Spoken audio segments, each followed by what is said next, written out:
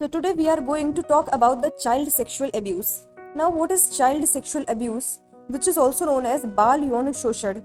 Child sexual abuse, also called child molestation, is a form of child sexual abuse in which an adult uses a child for sexual stimulation.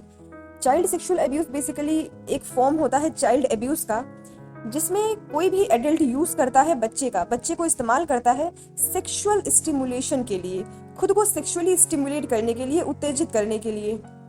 The global prevalence of child sexual abuse has been estimated at 19.7% for females and 7.9% for males. Most sexually abused offenders are acquainted with their victims. Approximately 30% are relatives of the child, most often brothers, fathers, uncles, or cousins. Around 60% are other acquaintances, such as friends of the family, babysitters, or neighbors. Strangers are the offenders in approximately 10% of child sexual abuse cases. हमें सबको एक भ्रम है, एक evolution है, वो ये कि हमारे आसपास के जो लोग हैं वो बहुत अच्छे हैं. हमारे आसपास के लोग तो ऐसा कर ही नहीं सकते. हम अपने आसपास के लोगों पर बहुत ही ज्यादा विश्वास करते हैं, या फिर ये कहें कि ब्लाइंडली ट्रस्ट करते हैं अपने आसपास के लोगों को.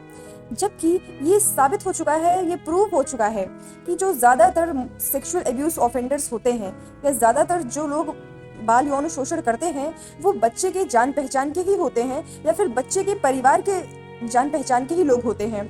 जिसमें से जो 30% लोग होते हैं वो या तो बच्चे के रिलेटिव्स होते हैं, जैसे कि भाई, पिता, अंकल या फिर कजिन्स. उसमें से 60% लोग जो होते हैं वो परिचित होते हैं, जैसे कि दोस्त या फिर बच्चे का जो परिवार है उनके कुछ फैमिली फ्रेंड्स, बेबी सिटर्स या फिर पड़ोसी.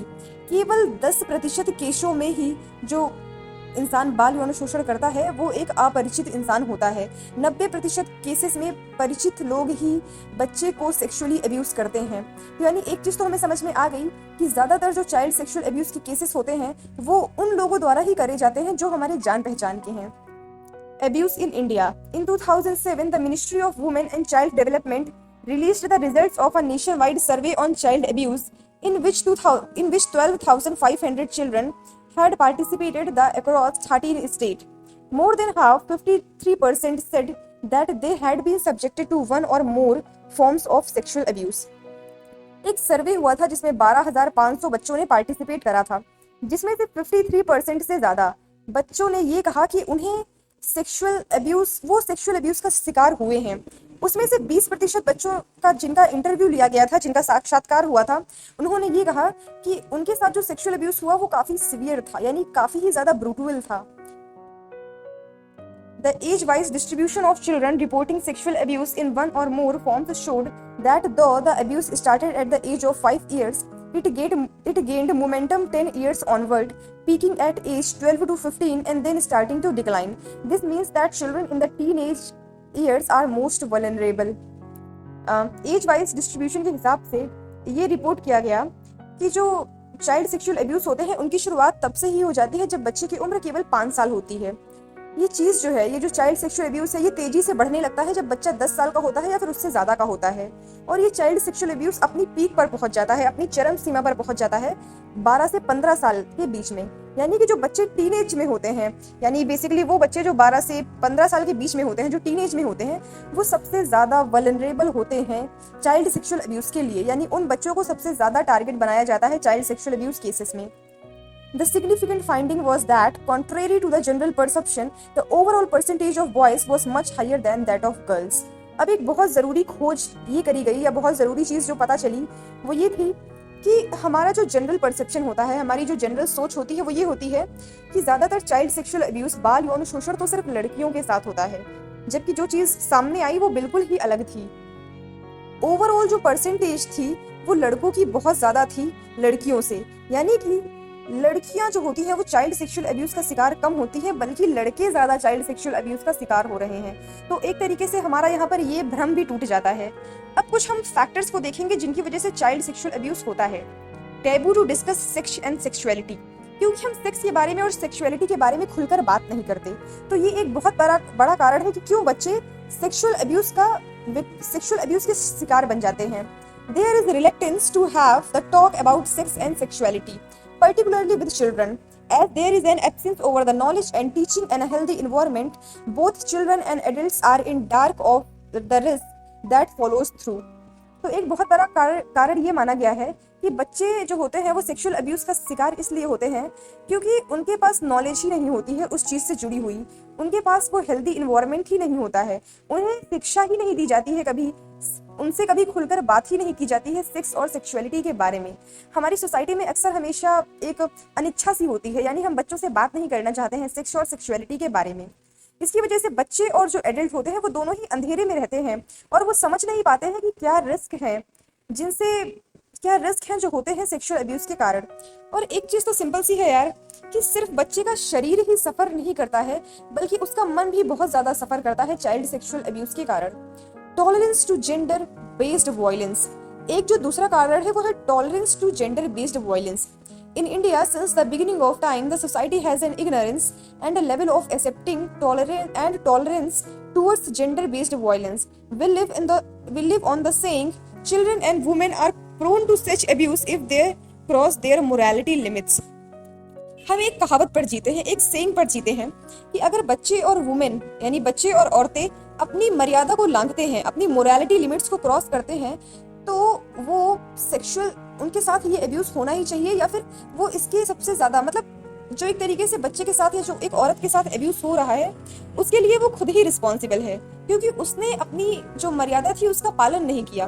तो ये एक बहुत ही गलत धारणा है जो हमारे देश में प्रचलित है। Believing adults over children. Often the cases of violence and abuse are to put rest by the families because they are not ready to accept that an adult of the family could do such thing. A lot of times it is thought that a kid is lying or does not hold the sense about what is reporting. एक बहुत बड़ी चीज जिसके बारे में मैंने पहले भी बोला था कि हमें अपने आसपास के लोगों पर विश्वास नहीं बल्कि अंधविश्वास होता है। हम ब्लाइंडली ट्रस्ट करते हैं अपने आसपास के लोगों को। तो इन केस अगर बच्चा आकर परिवार वालों से कुछ कहता भी है तो वो क्या करते हैं कि वो उसकी बात पर यकीन ही नहीं करते क्योंकि वो इस बात पर विश्वास नहीं कर पाते कि हमारा कोई जान पहचान का इंसान या हमारे ही परिवार का कोई इंसान ऐसा कर सकता है। वो इस बात पर विश्वास ही नहीं कर पाते और उन्हें लगता है कि बच्चा तो कुछ भी बोल रहा है, उसे समझ ही नहीं है वो जिस बारे में बात कर रहा है उस बारे में, और इस तरह से बच्चा जो कह रहा है उसको बिल्कुल पूरी तरह से ही इग्नोर कर देते हैं। ये हमारी सबसे बड़ी गलती होती है। हालांकि कई सारे केसेस में ऐसा होता है कि बच्चा अपने माँ बाप से कुछ कहता ही नहीं है क्योंकि वो खुद ही नहीं समझ पाता है कि मेरे साथ हो क्या रहा है। Again this happens due to lack of knowledge. अब समझना ये है कि इस प्रॉब्लम का सॉल्यूशन क्या हो सकता है, बेस्ट सॉल्यूशन क्या हो सकता है इस प्रॉब्लम का। जैसा कि हमने देखा था कि जो बच्चे के साथ ये केसेस की जो शुरुआत होती है, जो बच्चे के साथ चाइल्ड सेक्सुअल अब्यूज होता है उसकी शुरुआत तभी से हो जाती है जब बच्चा 5 साल का होता है। तो एक तरीके से अगर हम किसी तरह से बच्चे को उसी एज में शिक्षा दे पाएं, सिंपल सी बात है कि हम इतने छोटे बच्चे से डायरेक्टली सेक्स के बारे में बात नहीं कर सकते, लेकिन अगर कम से कम हम उसे इतना समझा पाएं कि गुड टच और बैड टच में क्या फर्क है, तुम्हें कैसे पता चलेगा कि कोई तुम्हें गलत तरीके से छू रहा है। अगर हम इतना भी बच्चे को समझा पाए तो हम इन सारी केसेस से बच्चों को बचा सकते हैं। अब सिंपल सी बात है कि हर घर में ऐसी शिक्षा देना संभव नहीं है क्योंकि मोस्ट ऑफ द पेरेंट्स खुद इन चीजों को लेकर अवेयर नहीं होते हैं, तो वो अपने बच्चों को तो नहीं बता सकते कि गुड टच या बैड टच क्या है। तो now what is the solution of this problem. तो सॉल्यूशन क्या है? एक सिंपल सी चीज करी जा सकती है। हर स्कूल में, चाहे वो गवर्नमेंट स्कूल हो या फिर प्राइवेट स्कूल हो या फिर कोई आंगनबाड़ी केंद्र ही क्यों ना हो, हर जगह पर ये मैंडेटरी कर देना चाहिए कि बच्चों को गुड टच और बैड टच के बीच का फर्क बताया जाए।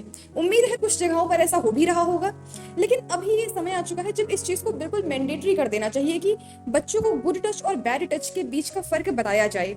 और अगर पॉसिबल हो तो आज हमारे पास टेक्नोलॉजी है जिसकी वजह से कई सारी प्रॉब्लम्स सॉल्व हो रही हैं, तो एक ऐसी वीडियो बनाई जाए एक्सपर्ट्स के द्वारा, हमारे जो भी एक्सपर्ट्स हैं इस फील्ड में उनके द्वारा एक ऐसी वीडियो बनाई जाए जिसमें बहुत अच्छे से समझाया जाए सिंपल लैंग्वेज में, बहुत ही सिंपल लैंग्वेज में, ताकि छोटे बच्चे उस चीजों को समझ सके।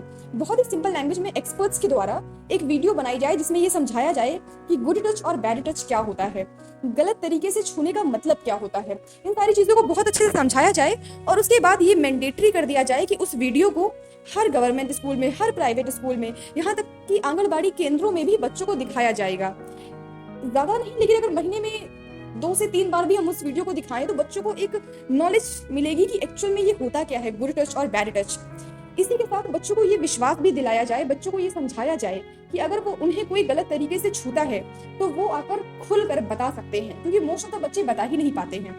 एक बार उन्हें पता होगा कि ये गुड टच और बैड टच क्या होता है तो उनके पास नॉलेज होगी। नॉलेज के बाद बहुत जरूरी है कि बच्चे खुद को एक्सप्रेस करें। तो उन्हें ये विश्वास दिलाया जाए कि अगर वो आकर ऐसा कुछ कहते हैं तो उनकी पूरी मदद करी जाएगी, क्योंकि मोस्ट ऑफ द टाइम बच्चों को लगता है कि अगर मैं कहूँगा तो पता नहीं मेरी मदद कोई करेगा भी या नहीं। तो बच्चों को पूरा विश्वास दिलाया जाए कि उन्हें मदद मिलेगी। वो आकर अपने टीचर्स से, अपने पेरेंट्स से अगर ऐसा कुछ कहेंगे तो उन्हें पूरी मदद मिलेगी। और गवर्नमेंट को स्ट्रिक्ट एक्शन लेने होंगे उन लोगों के खिलाफ जो बच्चों के साथ ऐसा करते हैं। तो एक तरीके से शायद ये तरीका है जिससे हम in child sexual abuse cases को रोक सकते हैं, जो कि बच्चों के मन पर और उनके शरीर पर बहुत ही बुरा प्रभाव डालते हैं। हालांकि सिर्फ बच्चे के शरीर को बचाने से कुछ नहीं होगा, हमें उसके मन को भी बचाना होगा, उसके मन की इनोसेंस को, उसकी मासूमियत को, उसकी पवित्रता को, उसकी समझदारी को, उसकी इंटेलिजेंस को भी बचाना होगा। लेकिन आज हमने बात करी चाइल्ड सेक्सुअल अब्यूज के बारे में, तो शायद इन केसेस को रोकने का ये एक अच्छा तरीका हो सकता है कि सबसे पहले हम बच्चे को उस चीज के बारे में नॉलेज प्रोवाइड करें। हम उससे डायरेक्टली सेक्स के बारे में बात नहीं कर सकते, लेकिन कम से कम हम उसे बेसिक नॉलेज दे सकते हैं कि गुड टच क्या होता है, बैड टच क्या होता है, कोई तुम्हें गलत तरीके से छूना किसे कहते हैं, ये सारी चीजें समझा सकते हैं। दूसरा, बच्चे को विश्वास दिलाया जाए कि अगर वो अपने टीचर से या फिर अपने स्कूल में आकर ये कहता है या फिर अपने पेरेंट्स से ये कहता है कि उसके साथ कुछ ऐसा हुआ है तो उसकी मदद करी जाएगी। और उसके बाद फिर गवर्नमेंट को स्ट्रिक्ट एक्शन लेना होगा, पेरेंट्स को अपने बच्चों के लिए लड़ना होगा और ऐसे लोगों के खिलाफ डेफिनेटली एक स्ट्रिक्ट एक्शन लेना होगा जो बच्चों के साथ ऐसा करते हैं। So we must provide basic education about good touch and bad touch in a very simple language to our children, and our children should be ensured that if they ask for the help, they will receive the help and protection. At the same time, a video should be made by the sensible and sensitive person about this good touch and bad touch, explaining in a very simple language. In that video, it should also be explained what is this wrong way of touching someone, and that video should be shown to all the children, whether studying in a private school or in a government school. It should be mandatory to show that video in all the schools, and government must take strict action against the people who are involved in such a serious crime of child sexual abuse. It's not enough to just protect the body of a child. Today, the heart of a child is polluted through various modes. So we must also protect the innocence and the intelligence and the purity of a child's heart, and at the same time the creativity of a child's heart.